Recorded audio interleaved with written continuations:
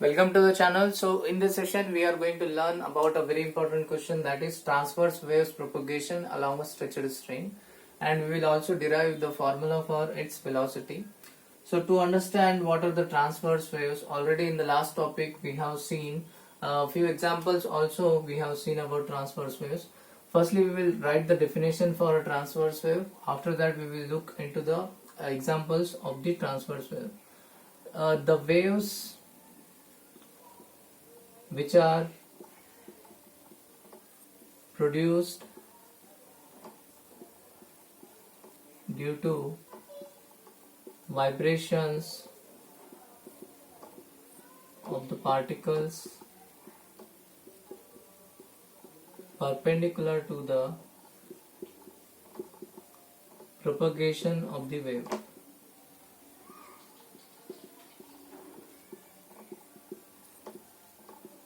I can write other definition also, simple definition for this, or the vibrations of the particles are perpendicular to the propagation of the wave. Here I could write direction of propagation of the wave. So this type of waves are called as transverse waves. So simply once again you can see definition for transverse waves: the vibrations of the particles are perpendicular to the direction of propagation of the wave. Simply one thing you have to always remember, the particles are going to vibrate in y direction and the propagation of the wave is going to take place along x-axis.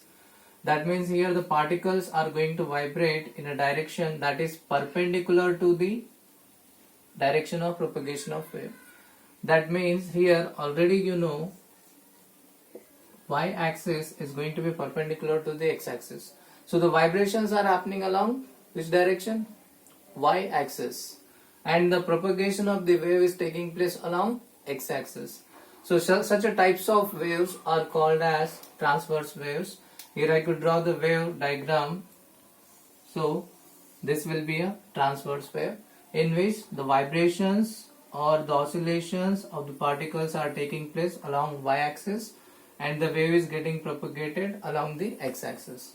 So this is a simple diagram and the definition for a transverse wave. Here also we have drawn a diagram by which we can explain or we can derive the transverse wave propagation along a stretched string. So now we are going to see what is this diagram and how can we derive the wave propagation along the stretched string for a transverse wave. Now let us understand about this diagram that I have drawn here. Let's suppose that we are considering the transverse waves due to a stretched string, and the transverse wave, let's suppose that it has this particular part. That part is nothing but, let's suppose that we are applying certain force to produce this particular part of the wave. So the wave propagation can already, you have seen in the previous session that this is a transverse wave. Alright, then we are only considering this particular part, this particular two positions, that we can indicate them with the letter A and B. And here the length that we are considering, it is a unit length, that is dx. Okay, so this diagram here shows these two positions A and B and with a length element that we are taking here dx. Okay, then what we are going to assume here is, suppose that up to the position A the amplitude is y, and then from this point to the point B we are assuming that the change in displacement, that is dy. Alright, then now we are introducing this tension in the string. How the tension is going to get produced in the string, you can just simply take one simple example to understand that. let's suppose that I am applying certain force to two positions, that is, let's suppose this downward position with my right hand, that is shown here, it is point A, and on the other side here we are considering, let's suppose, the point B. Okay, then when I am going to stretch this, then you can see that certain tension is getting produced in this rubber. So that tension is going to arise due to the intermolecular force between the molecules. If we are going to consider any string, then in that string, let's suppose that we are considering the 2 points, here the position A, here the position B. This is a stretched part.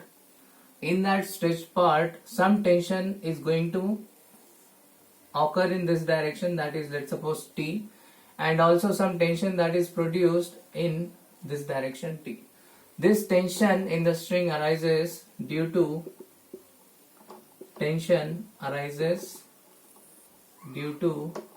intermolecular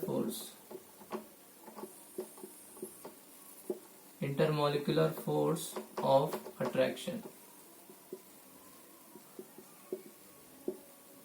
So these intermolecular force are responsible for the production of tension in any string.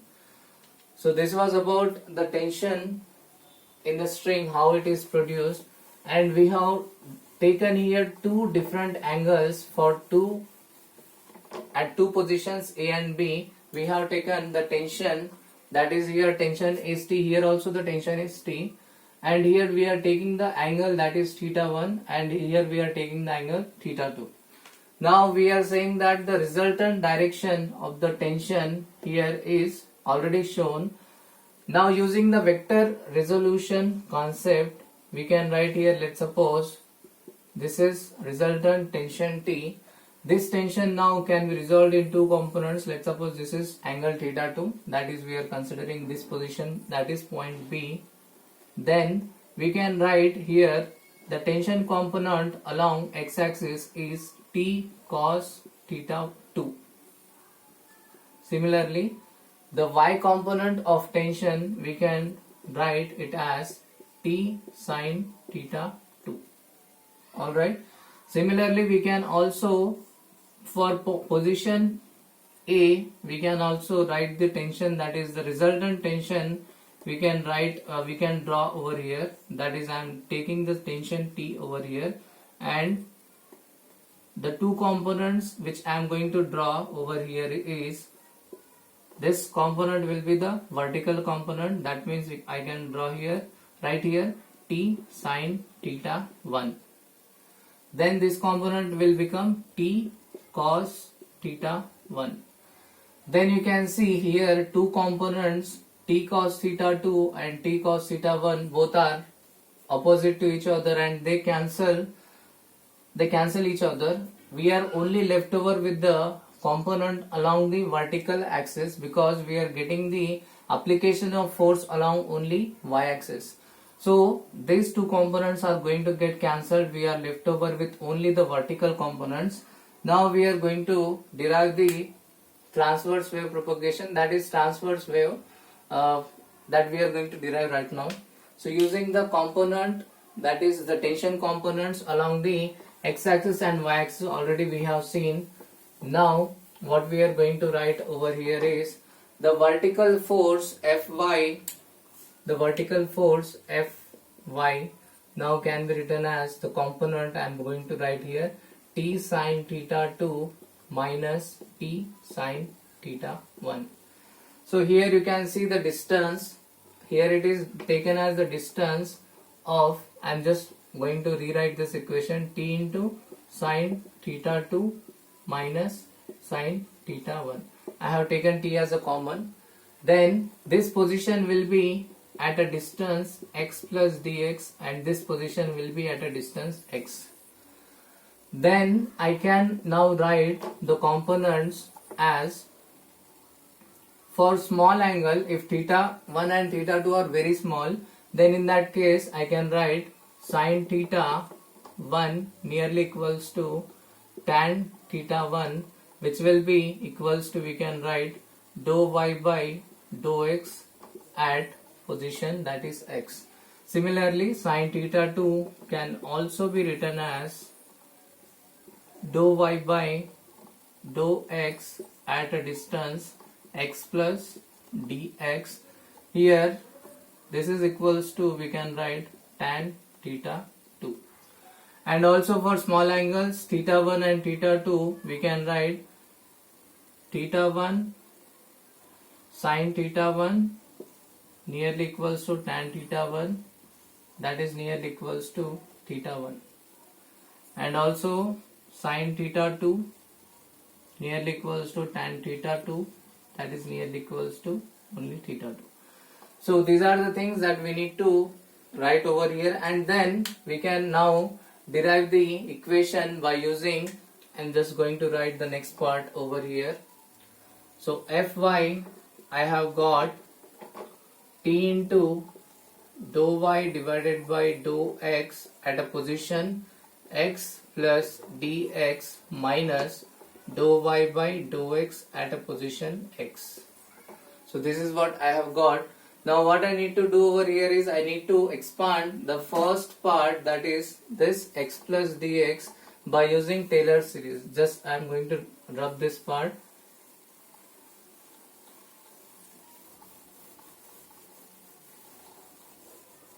Now what we need to do here is, by using Taylor's series, we have to expand the first part, first equation. That I'm just firstly writing what is this Taylor series expansion. If we are having a function x plus delta x, if we expand this using Taylor series, then we can write it as f of x plus f dash of x into delta x plus f double dash of x into delta x whole square divided by 2 factorial, I should write here divided by 1 factorial, plus f triple dash of x into delta x whole cube divided by 3 factorial plus up to so on. So by using this Taylor series expansion, we can now expand the first term, that is dou y divided by dou x at x plus dx. Now we can write it as dou y divided by dou x at x plus dou square y divided by dou x square into dx divided by 1 factorial plus dou square y divided by dou x square into dx square divided by 2 factorial plus up to so on. Then you can see here we are going to neglect the higher order terms over here. That means we are neglecting this higher order term. We are left over with only this part.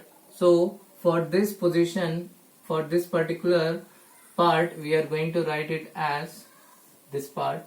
That means Fy now can be written as t into dou y divided by dou x at x plus dou square y divided by dou x square into dx. 1 factorial value will be 1, and minus here we can write dou y divided by dou x at position x.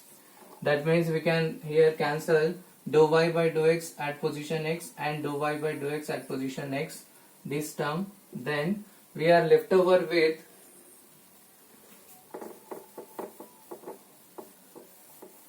then we can write over here as Fy is equals to t into dou square y divided by dou x square into dx.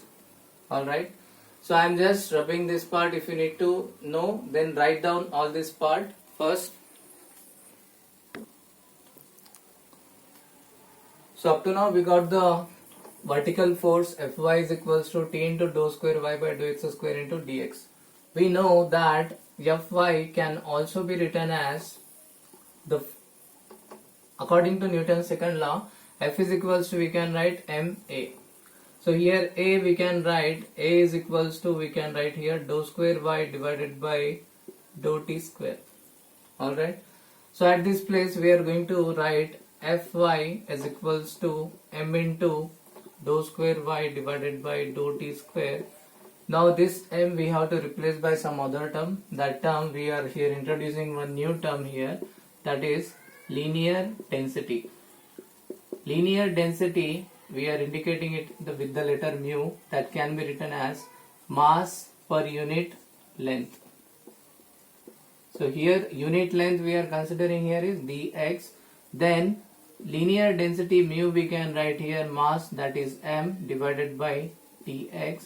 That will implies we can write m is equals to here mu into dx. That means we are going to substitute here m is equals to mu into dx. That means Fy we can now write as mu into dx into dou square y divided by dou t square. Now already we can see here, let's suppose this is equation number 1, this is equation number 2, then this is the vertical force, this is also vertical force, then we can equate equation 1 and 2, then we can write here t into dou square y divided by dou x square into dx is equals to, on the right hand side we can write mu into dx into dou square y divided by dou t square. If we cancel this dx, then finally we can write here dou square y divided by dou x square, and I am also taking this term to the left hand side, t divided by mu. Then on the right hand side we are left over with the term that is dou square y divided by dou t square. If we rearrange this equation, then we can write here dou square y divided by dou t square is equals to t divided by mu into dou square y divided by dou x square. This is the general equation of a wave for a transverse wave, and this t by mu here we can write v, velocity of the transverse wave, that is we are writing here v square is equals to t divided by mu, and here if we need to write v, then it should be under root t divided by mu. So finally we can write over here this equation as dou square y divided by dou t square is equals to v square into dou square y divided by dou x square. So this is the general wave equation for a transverse wave, and here you can see v is directly proportional to the square root of tension, and the velocity v is inversely proportional to the square root of the linear density. So I hope that this derivation will help you to write in the examination.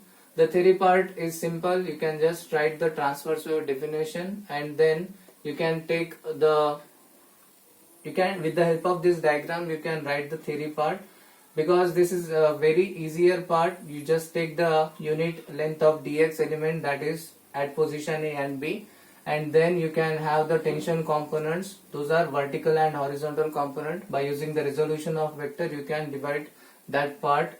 Then finally you can arrive at the final equation, that is dou square y divided by dou t square, that is equals to v square into dou square y by dou x square. So this is a general equation of wave, that is transverse wave along a stretched string.